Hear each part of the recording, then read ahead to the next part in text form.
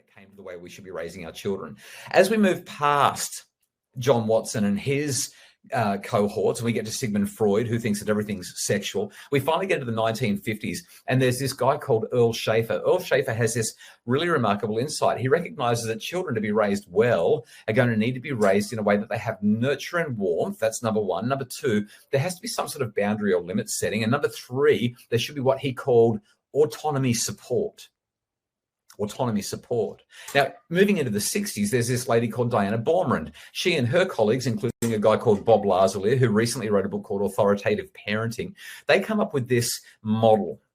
And the model essentially takes Earl Schaefer's work and says, let's look at a couple of these things and see if we can turn it into some parenting styles. Let's see if we can develop a taxonomy, a way of compartmentalizing parents and labeling them and fitting them into nice groups, okay? And so what Baumrind and her colleagues develop is this idea that parents can be responsive, and you can have high or low levels of responsiveness, or they can be demanding, and you can have high and low levels of demandingness. Then she realizes, hang on, it's not like you can be responsive or demanding.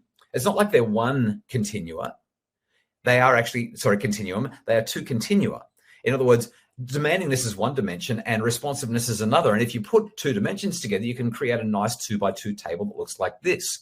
For those of you who have done any parenting science over the years, you'll probably be familiar with where I'm about to go. I am going to destroy it shortly as well, but I want to highlight what has been the dominant narrative in parenting science for the last several decades. I'm going to say the last 7 decades. Okay. So when we put these two things together, what happens is we can group parents based on whether they're high or low on demandingness and responsiveness. If you're low on both, that is, if you don't make any demands of the kids around you at all, and you don't really respond to them with any warmth or nurture, they're there and you're there and whatever.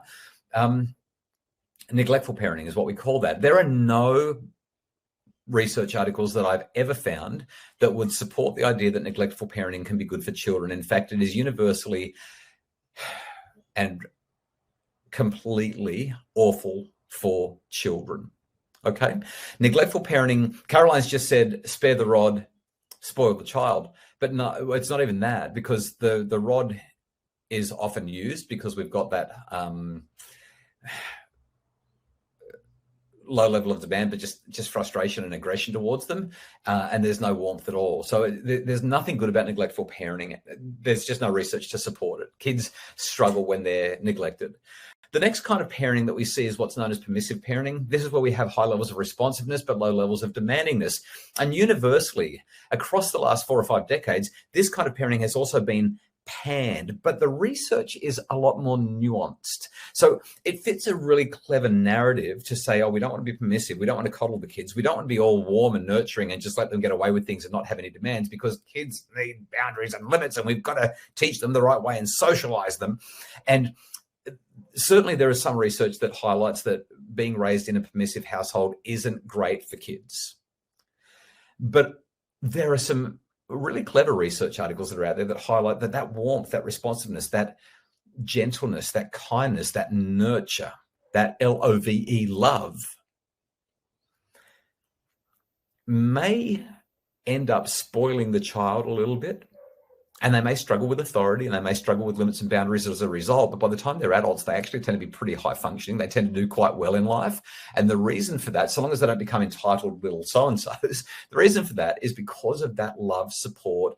It's the love and support that helps them to be resilient, even if the demands have been somewhat low. Now, some demands are also important for resilience, okay?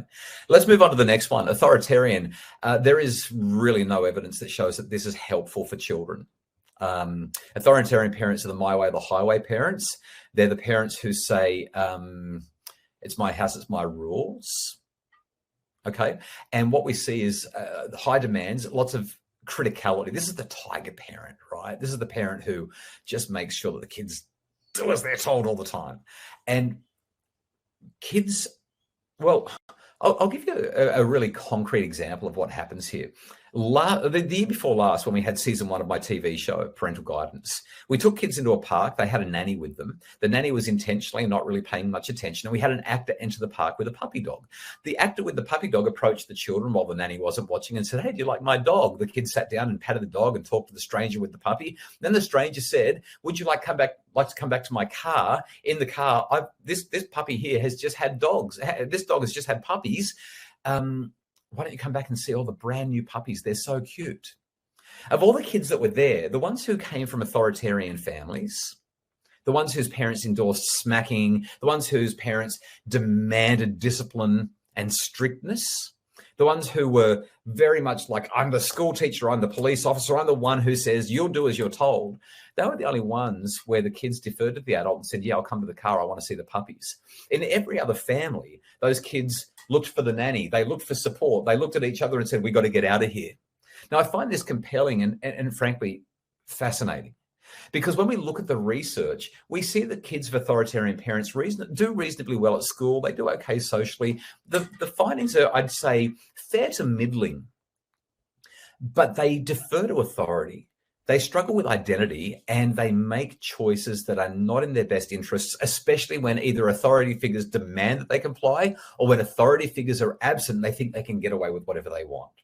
The gold standard in parenting for the last few dozen years has been authoritative parenting. This is the kind of parent who is both demanding and responsive. That is, I've got lots of love for you, but I've also got high expectations of you. Now, Lynn has just said the problem is that each parent has very different perspectives about what demandingness and responsiveness look like. I have a solution for that. Now, here's my problem with this model. First of all, it's become the dominant model, but the research behind it is not that great. And it's also really hard to develop a research instrument where we can effectively sort parents into different parenting styles. In fact, what is out there is quite limited and lacks a lot of validity. There's just not great psychometric properties in the research that's out there on these things. But secondly, it's so darn subjective. Thirdly, though, my biggest issue is I don't like the word responsiveness and I don't like the word demandingness. Oh, and there's another element missing. Remember when Baumrind adapted Earl Schaefer's work, there were 3, but Baumrind and her colleagues reduced it to 2. That third one was autonomy support is missing. It's not there, and we need to talk about that. I should also mention, because of my TV show and because of the mummy blogs and because of Instagram and because of the intensification, the fetishization of parenting over the last couple of decades, we've also got a million other parenting styles right now, and everyone loves to laugh about them and talk about them. There's hardly any research on any of them because most of them are just social constructs. They haven't been examined carefully or methodically or even defined properly at a university context. So we just don't know much about them. With the exception of tiger parenting, free range parenting and helicopter parenting, there's a little bit there. Tan has said birth order has some effect. You know what? There is a little bit of research on birth order, but it's not particularly robust. Birth order is not a good predictor of intelligence. It's not a good predictor of leadership. It's not a good predictor of life outcomes generally. Certainly not a great predictor of personality. The findings that do tend to exist only exist because we have enormous samples, and you can find research to support just about anything if you've got large enough numbers. One of my favorites is the Tesla parent. The Tesla parent is the one who is, well, ostensibly better for the environment, does a better job than everyone else, but everyone hates them because they're so sanctimonious. You've also got the leaf blower parent. They're the ones that come and make a whole lot of noise, blow everything around and then leaving the mess for everybody else to clean up. So there's all these other kinds of parents, but the parenting that I want to talk to you about over the next 20 minutes before I take questions is the need supportive parent. The need supportive parenting style has been formed out of the self-determination theory that I mentioned a little bit earlier. And this, I think, has a sounder theoretical and empirical research base than any other theory on the planet when it comes to raising children. It's also independent of things like birth order and personality, and it has incredible application when we're dealing with children who have additional needs. I'm talking about any child that is neurodivergent. When we look at that, the community of autistic families or ADHD families, you will find that this need supportive parenting style has such a different impact relative to what we're describing in standard parenting, traditional parenting practice. So self-determination theory says that we have 3 basic psychological needs. You do, I do, and so do the kids in the families of the parents that you're helping, or maybe your own clients. Maybe you're dealing with kids as well in your client database. So what are these 3 basic psychological needs? The first one is relatedness. This is a totally different word to responsiveness. And I'd love for you to jump into the chat and tell me what you notice about the difference between relatedness and responsiveness. Why am I saying that they have a different feel? They have a different connotation. Everything about these 2 things is different. Why would I say relatedness is not the same as responsiveness? Okay, so relatedness, we're talking about a sense of connection, feeling seen and heard and valued. We're talking about warmth, nurture. We're talking about mattering. We're talking about mattering. Relatedness equals connection. Responsiveness equals action. I like that, Tan. There's a few other comments that have come through, but that's the one that's jumped out at me the most. And the reason I like that is because responsiveness ultimately has that arbitrary, I decide as the parent whether I will or will not respond to my child. And I'm either high or low on responsiveness. Now, of course, if I'm tired, I'm going to be low on responsiveness. If I'm feeling good, I'm going to be high on responsiveness. If my child's driving me up the wall, I'm going to be low on responsiveness. Whereas relatedness, as Judith has just said, is it's a feeling, it's a relationship, feeling cared for. Relatedness is a bi-directional relationship. It's I belong to you and you belong to me. We matter together. We belong together. Relatedness is different to responsiveness, and it is much more about a bi-directional experience. The next thing that we need, this is a basic psychological need, we do not do well without it, is a feeling of competence. Okay, competence. Now, this is just crucial. Competence means I'm capable of managing my environment. I can master my environment. I can grow and learn and develop. Competence is about progression. Progression. Okay. And I'm going to give you a couple of other words that matter shortly to outline competence. But let me just emphasize one thing really clearly before I move on to the 3rd basic psychological need. Competence needs are fragile. Fragile. That is, they shatter easily. Let's just pause on this for a sec. I want to go back to relatedness and teach a principle. Then I'm going to bring it to competence and underscore that principle. Okay. If I'm about to enter an environment where I do not feel a sense of relatedness, that is, I don't feel like I belong, I don't feel like I'm seen, heard, or valued, I don't feel like I matter, what will my motivation to be in that environment be? How motivated will I be to be in that environment? You're going to find that relatedness needs are going to be unmet. They're potentially going to be frustrated, certainly not being supported because I'm going into a fresh environment with a whole lot of faces that I don't know.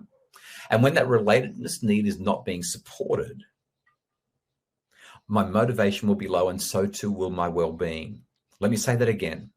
When basic psychological needs are not supported, 2 things drop. Number 1, motivation. Number 2, well-being. So if my family relationships are falling apart, my motivation is low to be with them, and my well-being is low because that relationship need is not being supported. Now think about competence, the ability to do things well. If I don't feel like I'm capable or competent, and remember, so many kids have just got their L plates on, right? They're trying to figure this stuff out. If I don't feel competent and capable, like I can grow, learn, develop, master, what happens? Think about the kid who can't do their homework and they chuck the pencil at the desk and say, I hate this. This is the worst. My teacher's dumb. None of this is fair. What's happening is I don't feel competent. My motivation drops. My well-being plummets. Competence needs break fast. And the last basic psychological need that we have is autonomy. I want to feel volitional. I want to feel volitional. So there is one word that I'm going to use to describe each of these basic psychological needs. This is how we help parents to give their kids these things. For relatedness, there needs to be involvement. Full stop, end of story. We've got to be involved in their lives. But there's different ways that we can be involved. Sometimes it's healthy, sometimes it's not healthy. I'll talk about that in a sec. For competence, to support competence, we need structure. Here's what I mean. If I'm going to play a game of soccer, like we've just had the World Cup a couple of months ago, right? If I'm going to go and play a game of soccer and there are no rules, there is no structure, there are no boundaries, how am I ever going to master the game?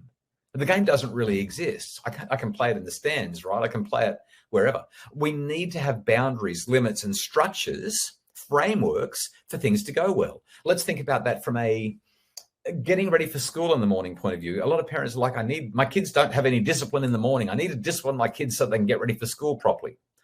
Absolutely, you do. And so if you're going to do that, you need to put together a structure. And that structure is we get up at this time, we have breakfast at this time, we have to do these 3 or 4 chores to make sure that we're dressed and our bags packed and our lunches are done. These are the things that are necessary to create a framework or structure so that you can competently navigate and master your morning routine. And the last thing is, if we're going to support autonomy needs, literally the word is autonomy support. Look at that. We've gone back to the 1950s with Earl Schaefer. Nailed it. So let's talk about this in practical terms so that we can get there.